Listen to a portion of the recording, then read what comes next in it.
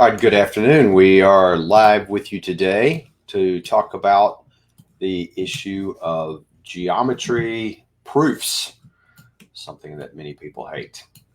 So while we're waiting on everything to get started and kicking in good for the Facebook Live, Facebook always seems to take a minute to get things moving. We will. I just ask you to, if you'll share this with us. This is one of the things we're trying to do is reach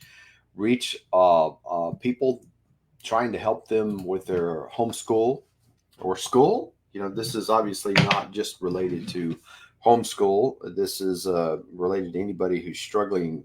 This is obviously not at that age where they've got kids in school, high school generally, pre-high school, whatever we call that these days, middle school is usually where this subject shows up. So I just ask you to share this, like it, give us some feedback about what we're doing here. But what is come to issues? We spend a lot of time, or we get a lot of questions about proofs. How do we do proofs? How do we? Students just struggle with the concept of proofs, and so, quite frankly, excuse me, we got some technical difficulties here. Quite frankly, the parents also struggle with proofs. I hated proofs when I that's one thing. I don't remember a whole lot about the high school years, but I do remember doing geometry and proofs and thinking this doesn't make sense. So we want to try to make it make sense. It should make sense. The book that we use as a reference, or the book that we use for all of our courses, is Harold Jacobs Geometry, which uses proofs. It is the third edition in which he talks about proofs in such a way that, well, he does a great job. Let's just say that. Some people disagree with it because they don't think it's the formal, logical, rigid kind of proof that they saw in high school, but it is. It's the same thing. So let's though just kind of walk through some things about proofs that maybe help you think about why we should care about it. Why do proofs even matter? We are in math, and a lot of us as parents are like, if our kids aren't going into some STEAM, STEM, I'm going to just use STEM, science, technology, engineering, mathematics field, then why do we care about proofs in this, except for moving on to the next geometry? I mean, the next mathematics. And the reason is this is what's wrong with the world today. If you look around, you are watching people who cannot think logically. And many of them, unfortunately, are politicians. And some of them are even scientists. We just cannot seem to think logically. As we watch politicians, their arguments are usually very poor put together in terms of a logical matter. But here's why proofs matter: is proofs establish certainty and truth. Now, this matters a lot in mathematics and science if you're doing it correctly and not politically correctly. If you're doing mathematics and science, and you're being honest about, we have to think clearly through some steps. Proofs provide a way of verifying something is universally true. For example, the Pythagorean theorem is true for every right triangle, not just a few. We think about this more logically. It's also true that if we get in a vehicle and go, 50 miles per hour, it's always going to be true that in 1 hour, in 2 hours, we will have gone 100 miles. There's logic. There's certainty in this. So proofs help establish this. We don't always see that part of it, but teaching our kids proofs enforces logical thinking. Now, as we get into higher math, this is going to be more critical than it is in lower math. but just logically thinking.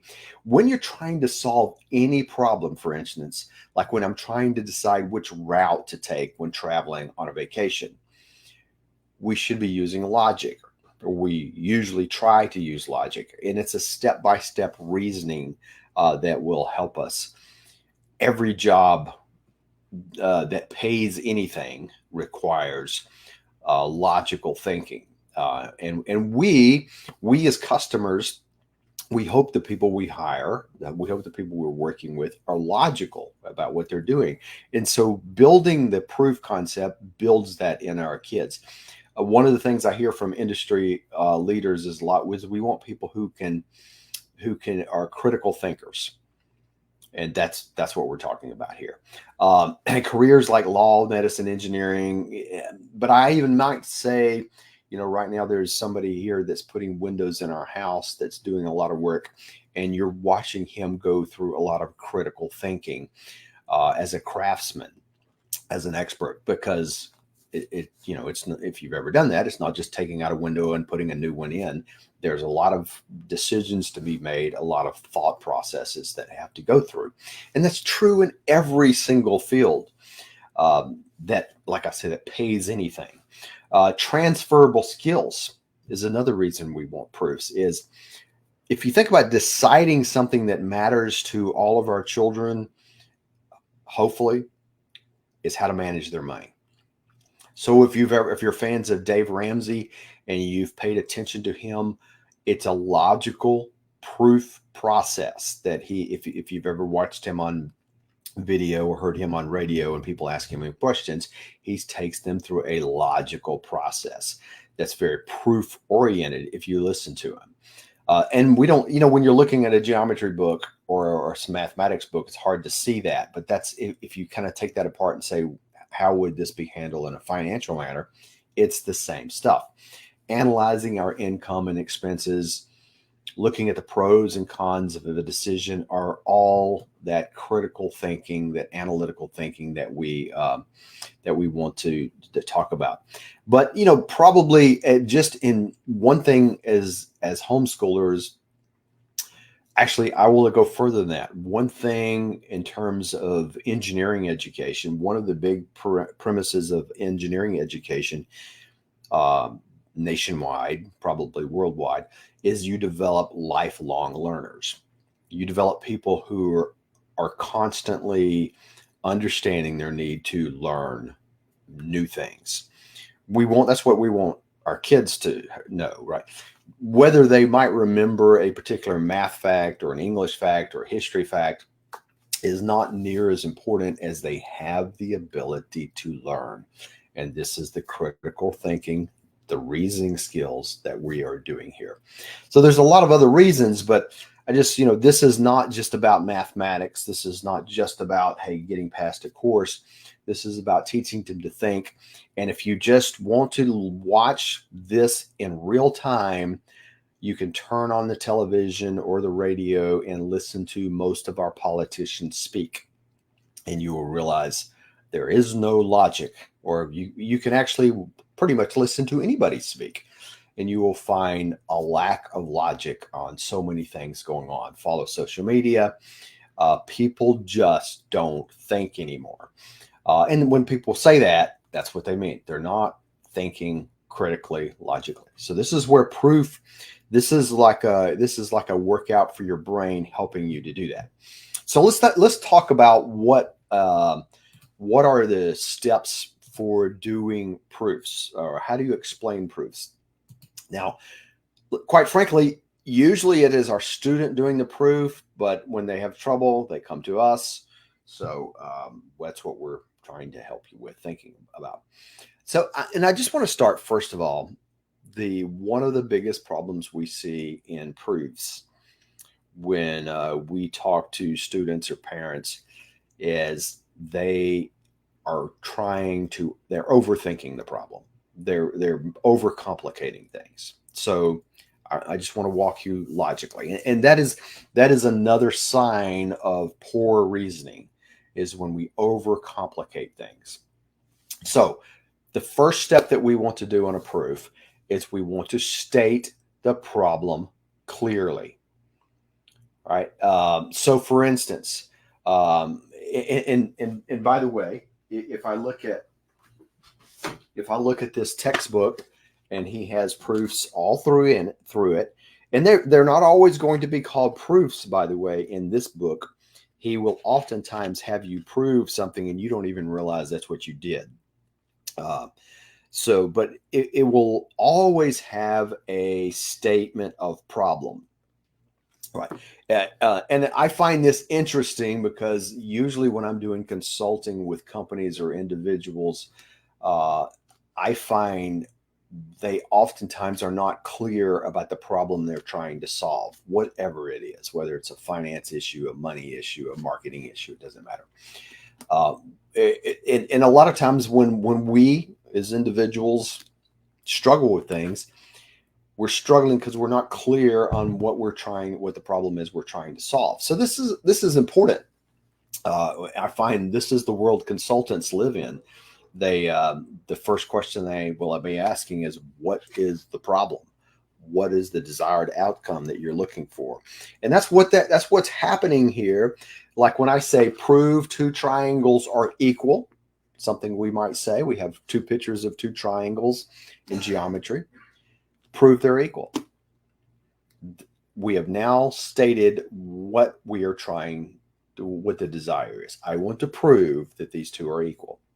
So the second thing is we want to do is we start with a given information, writing down everything we know about a problem. Now, when we see a proof in mathematics, usually it states the problem, and then it has some what we call givens. Sometimes they're called premises, sometimes they're called givens, but in geometry, generally, they're going to be called givens. Let's see if we find one here. I just had one in my hand right here, and I have turned the page and have lost my proof problem. Page 93 is the proof that I was looking for. So in Harold Jacobs geometry, you oftentimes, actually I should say in geometry, you will oftentimes see the author doing proofs to show that this new concept makes sense, to prove it logically. And so, but we always will state, hey, here's what the goal is. I'm trying to prove this one thing. I'm trying to prove that two triangles are equal. But here's what I'm going to give you. So imagine two triangles being drawn on a piece of paper. The given might say the sides of one triangle are the same length as the sides of another triangle. So we see the triangle, the sides are the same length. So that's given, right? So this is a statement of truth. When we see a given or a premise, it's a statement of truth. So we start there. Now, those are usually on the paper for you as you start the problem. So one of the things that you're doing is you first have to recognize, and this is where the students oftentimes get confused, just recognize what are we trying to do and what has been told. And so we now identify again, oftentimes we might restate the problem. So now we look at just start writing down, and this is critical. You need to write them down, because the proofs is a logical step through idea. And you say, what's the next step and why is that true? Two triangles are equal. We know that their sides are all equal lengths, right? So now we use some given things. So, and we might say now that we know that the triangle shapes with we know triangles are shapes with three sides, and if all sides are the same, triangles are congruent, is kind of a definition, right? But I might even start with, we're given that we have two triangles, and we're given that triangles are three sides. So I just said a given, and I said a definition. Now I can look in this book, and triangles, if I look in the back of the book, triangles are defined with something with three sides, probably a little more detailed than that. And that sounds silly to start there. Of course they are. That's where the students make mistakes, is they run right past that. And that's what we need in a logical argument. We have to think through it step by step.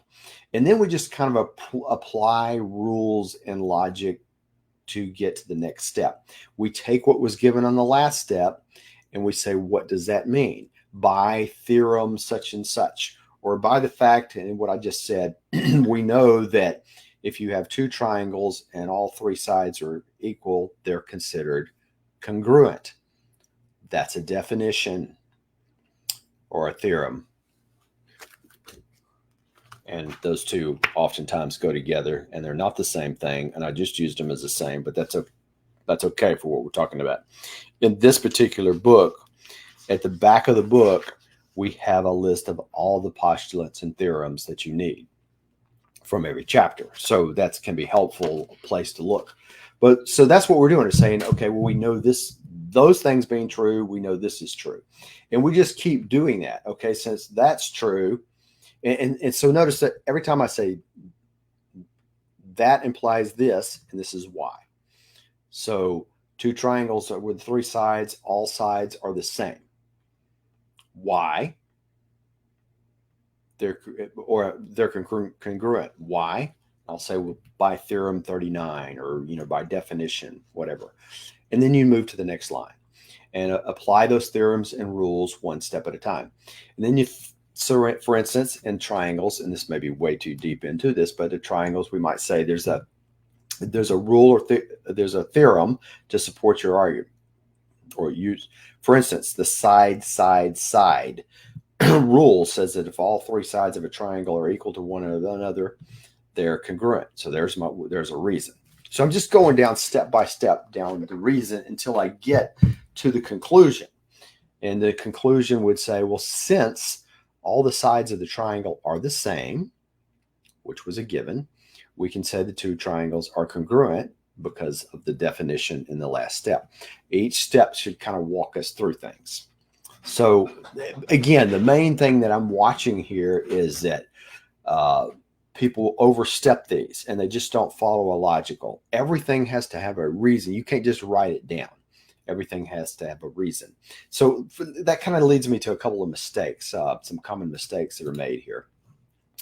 Number one, students make assumptions.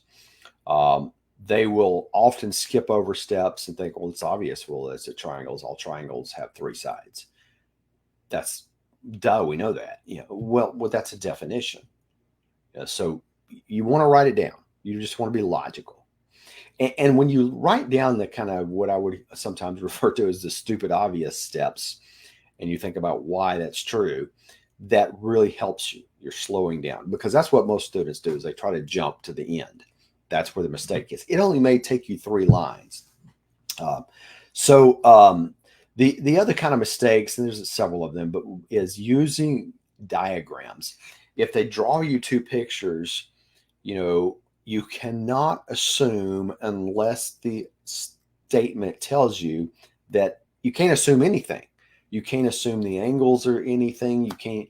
So a lot of times you'll see a square drawn, and they'll be asking questions about the proof, but the student has assumed it's a square. There's nothing to indicate it's really a square. It may be imperfect in the square. Don't trust the drawings. Trust what you're given in information. And that's the key things. We do that all the time, and sometimes the drawings throw us off. Teach the students to rely on the information that's given, and they can use that as a reference, but they can't infer any information from a drawing unless it's stated. So the not following the logical flow, like I'm saying, is the reason, is another struggle. Overcomplicating it, I think, is probably one of the big ones that we see. Students add unnecessary steps. They overly complex, make things overly complex. So you're just looking for the simple path. And this is why it matters what are you just constantly going back to? What are we trying to prove here? We're trying to prove that these 2 triangles were equal, I think, or the 2 triangles had the same, I forget what we were trying to prove in this one, but which is why we got to keep going back and looking at what are we trying to prove. The other, which is related, is not writing down reasons for each step. This one always drove me crazy until I understood it. You can't say a triangle has three sides without a reason, because you can't. You have just made a statement. Think about politicians here. You've just made a statement as if it's fact. You've got to give a reason why that fact is true. That's what drives people crazy about proofs. Usually when I'm talking to them, everything, you have to back up everything you're saying. So you'll make one statement of fact, and then you go down to, okay, because of that fact, I can make another statement of fact. So let me kind of, let's see if I still have this pulled up here.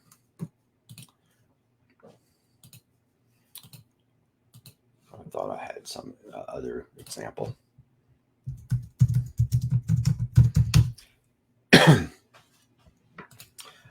So when we do this all the time, we do this in our brain. We just don't recognize we're doing it.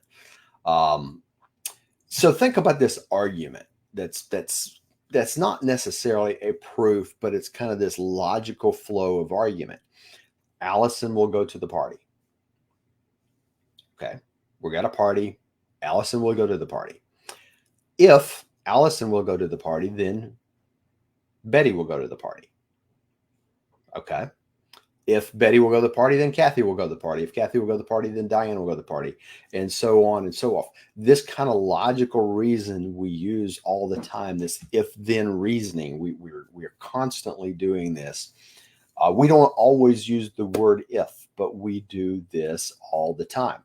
So, and we end up making a conclusion, so we come down here and we're saying, okay, well, this person will go to the party, starting with the fact that Allison will go to the party and the various friends will go with him. So that's the logical conclusion that we're trying to make. This is the fundamental of logic. And again, the reason I say this is so important is because we just watch people constantly on the news media, on social media, making statements about things they cannot back up. And so this has nothing to do with mathematics anymore.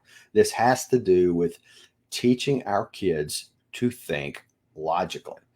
So proofs help in this, because if they don't do anything else, and let's be fair, if you don't understand triangles and you don't understand geometry and you're struggling in what is a triangle and how do you measure angles and all this kind of fun stuff of geometry, then doing these proofs, you've got two things you're trying to understand. That's why I always go back to something like something logical. So if your students are struggling with it, just go thinking about something else. And you look out the window and you see a squirrel running around, right? Is that a squirrel?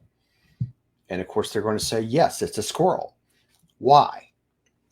We do this all the time. Prove that's a squirrel. Okay, well, and you can just go through the logic. Well, a squirrel's a little gray animal. A squirrel has a bushy tail. A squirrel climbs a tree. And so you can kind of go through this logic and say, well, by definition, then this is, or by proof, then this is a squirrel. I mean, this is just a crazy argument. But if you can kind of take your kids through that and challenge them on something simple sitting there in front of them, you've taken them through the process, and then they can look back at the book and say, okay, I see where we're going here. And you're trying to learn the mathematics and the geometry in that as part of that. So anyway, we just wanted to kind of share this. This and many other things are the kind of things that we're oftentimes talking about when it comes to proofs, when it comes to logical reasoning. And so one of the things I will say that we don't have the resources right here in front of me because I don't remember where they are, is what many parents will do when they're taking geometry is they will pair it with a course in logic. So we have on our website, I think, some things about what courses. It's not our courses, but there's lots of material out there that's really basic, but it has logical thinking, and it fits really well with geometry for those looking for courses in logic also. All right. Well, ask us any questions. Shoot us email. Our email is at support@askdrcallahan.com. Thank you for those of you that have been working with us as we've put our new website up, and for many, many customers that we have been trying to get you access again. That took a couple of days. I mean, I think it's there, but in case it's not for you, just let us know, and we're standing by with help to get things turned back on for you and give you full access to the site. And so far, it seems like for those of you that have done that, it's been a much easier process. So we are thankful for that. Awesome. We were going to end it here today, and we will see you next week.